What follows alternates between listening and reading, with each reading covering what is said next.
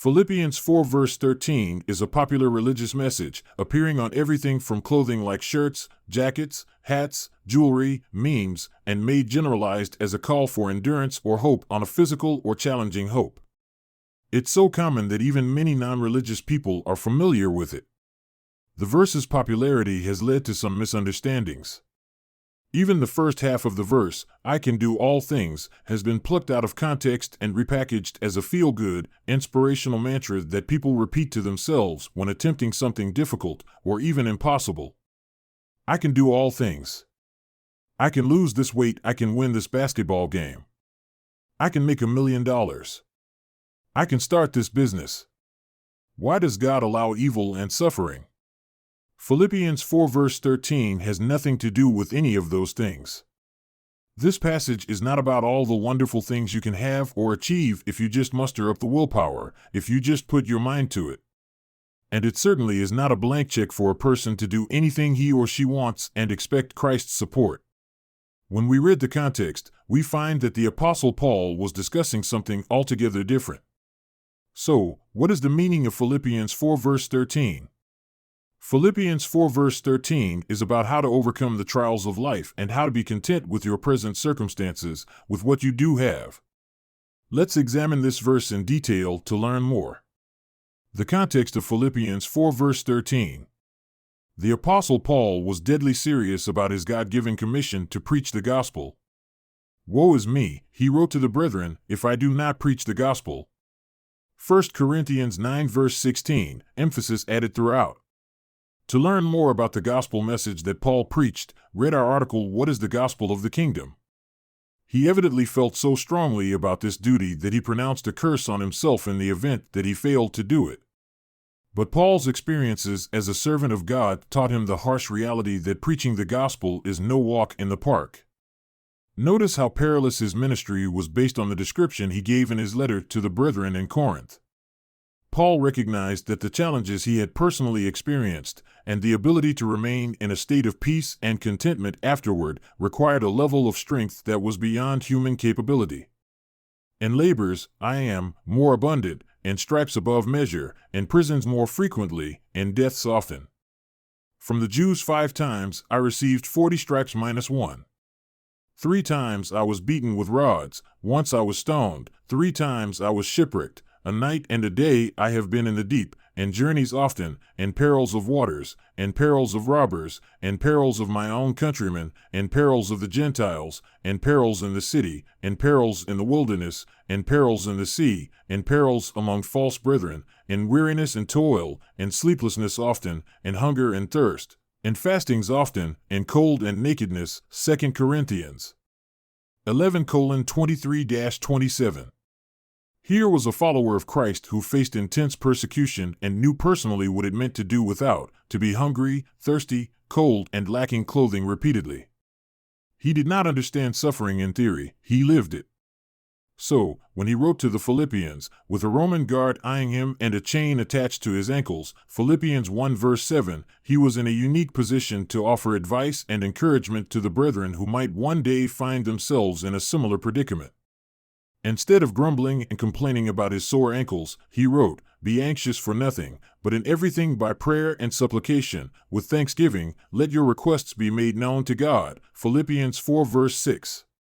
Today, we might be anxious about inflation, rising gas prices, food shortages, supply chain issues, the possibility of job loss, or a number of other stressors, any of which, Paul says, we can pray about with thanksgiving. When those actions are taken along with firm trust in the God who cannot lie, peace is promised, which means real freedom from crippling fear and worry. The apostle was forced by circumstance to put this promise to the test repeatedly.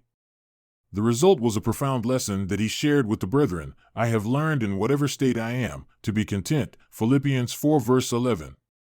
In other words, I have learned to be content, whatever the circumstances may be, whether things are difficult or not. What was the secret to his contentment in life? How was he able to cope in spite of life's trying difficulties? The true meaning of Philippians 4 verse 13. Paul recognized that the challenges he had personally experienced and the ability to remain in a state of peace and contentment afterward required a level of strength that was beyond human capability. The strength needed, the power to persevere, had to come from somewhere else, someone else. He tells the secret, "I can do all things through Christ who strengthens me." Paul knew that life as a Christian would undoubtedly include suffering, as many scriptures testify, and that was something to be expected, not something to be surprised by. For more about suffering, read Why Am I Suffering? Paul's peace of mind came from his determination to be content with his life circumstances and to trust in God to see him through. Even though this beloved man of God had experienced a great deal of suffering, he was terribly aware of the fact that his difficulties were not yet over. But what challenge could he face that would be too overwhelming for even the power of Jesus Christ, the Son of God? None. All things, every trial, test, persecution, could be overcome through Christ's presence within him. Paul was familiar with the psalmist's words, "Many, not a few, are the afflictions of the righteous, but the Lord delivers him out of them all." Psalm 34 verse 19. He had grown confident of that reality after experiencing what he called a thorn in his flesh, which Christ had permitted him to suffer through for a reason. He wrote about this particular thorn or trial, "I pleaded with the Lord 3 times that it might depart from me. And he said to me, My grace is sufficient for you, for my strength is made perfect in weakness." 2 Corinthians 12 verses 8-9. Whatever the thorn may have been, the apostle's pains and aches and stresses were all working toward a purpose, and that gave him peace of mind. The fact that he could live to tell of his trials was evidence of Christ's indwelling strength, and the fact that he was able to share life-changing lessons from those trials gave him purpose.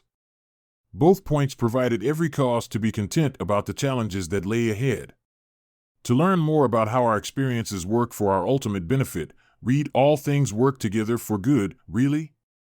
Philippians 4 verse 13 and you. Worrying, fretting, and wailing woe is me about Christian adversity was not in the apostle's character, and it should not be in the character of any Christian.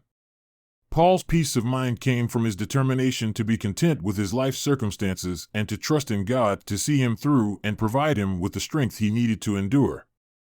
Suffering was a fact of life the early church had to cope with, so members exhorted each other by saying, "We must through many tribulations enter the kingdom of God." Acts 14 verse 22. They knew the journey would be tough. Finding Hope in a Hopeless World booklet. But Christ's promise to those who carry on and fight the good fight of faith is a reward beyond what the human mind is able to conceive. Notice Jesus' words, "But he who endures to the end, the person who does not let down and quit and abandon the faith, shall be saved." Matthew 24 verse 13. A glorious future awaits all those who really believe that all things can be endured through the help of Jesus Christ. That is the inspiring and hope-filled meaning of Philippians 4 verse 13.